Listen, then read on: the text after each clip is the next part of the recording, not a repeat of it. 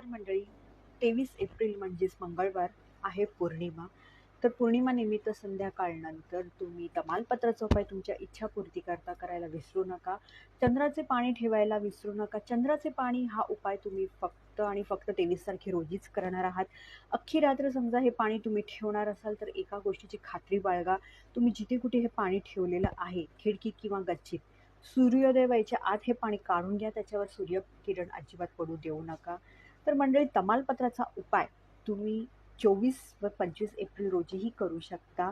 आणि तुम्ही जर असेच ऊर्जा सक्रिय उद्दिष्टित असे काही ब्रेसलेट्स किंवा क्रिस्टल्स वापरत असाल, तेही तुम्ही चंद्राच्या ऊर्जेखाली चार्ज करू शकता, सूर्यकिरणाखालीही चार्ज करू शकता.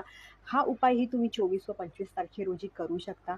कारण पौर्णिमा ज्या दिवशी असते त्याच्या 2 दिवसाआधी आणि त्याच्या 2 दिवसानंतर त्याची ऊर्जा खूप तीव्र असते.